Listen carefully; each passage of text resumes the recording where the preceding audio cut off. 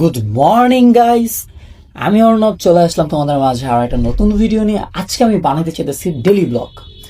ভাই বিশ্বাস করো, আমি আমার জীবনে আগে অনেকবার ডেলি ব্লগ বানানোর ট্রাই করছি, কিন্তু কোনোদিন এটাতে আমি সফল হতে পারিনি। বাট আজকে আমি একটা চ্যালেঞ্জ নিয়েই নিছি নিজের সাথে, যে আমি একটা ডেলি ব্লগ আজকে বানাই ছাড়বো। তো আমি সরাসরি বাসা থেকে উত্তর আজমপুর চলে আসি। বাস থেকে নেমা রোড পার হয়ে দেখি যে এদিকে ঝিরঝির বৃষ্টি পড়তেছে। আমার আজকে ছাতা বাঁধতে মন নাই, তারপর ঠিক মতো রিক্সাও পাইতেছিলাম না।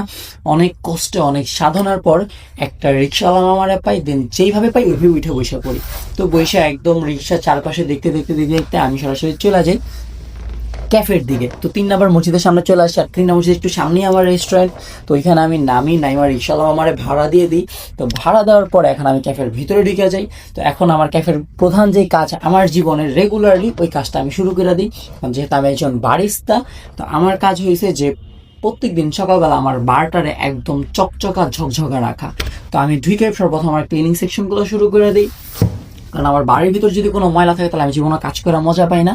তো প্রথমে আমার ডেস্কে যেই ময়লাগুলো ছিল আমি সবগুলো একদম ক্লিন করে দিই। তারপর আমি আমার কফি মেশিনটা চালু করি, কফি মেশিনে পানিগুলো লোড দিয়ে দিই, একদম আমার প্রপার যে কাজগুলো ছিল শেষ করি। এরপর আবার বেসিং অনেক ময়লা ছিল, তো বেসিংটা ক্লিন করে ফেলি, কারণ গতকালকে রাত্রে একটা ভালো সেল হয়েছিল যেখানে সব অনেক লেট করে বাসায় গেছে। বেসিং ক্লিন করে শেষ হওয়ার পর দেখতেছি না কাপগুলো একদম চকচক করতেছে, মানে আমি সাকসেস।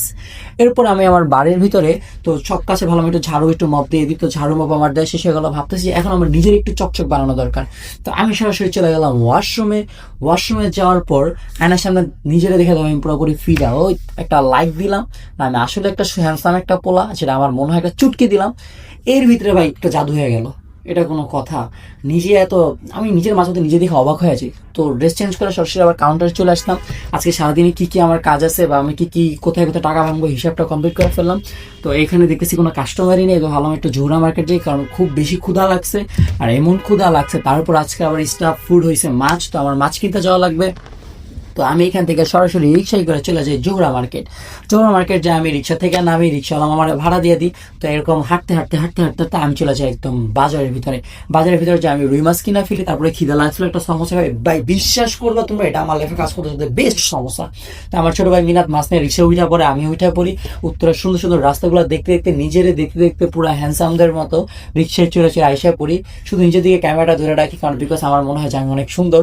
আল্লাহ পাক সবচেয়ে বেশি ভালো জানে। তো ওই যে 3 নম্বর সেক্টরের মসজিদ, তো এদিক দিয়ে আমি এবার এরকম একটা ভাব ধরে আছি যে আমি অনেক কষ্টে আছি।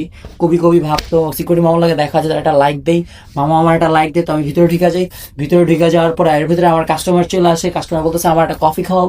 তো আমি একটা ডাবল এক্সপ্রেসও মেক করি, সেটা আমি কাস্টমারকে দিই। কাস্টমার খুব গুড একটা রিভিউ দেয়। এবং পরে একটু নিজের আয়না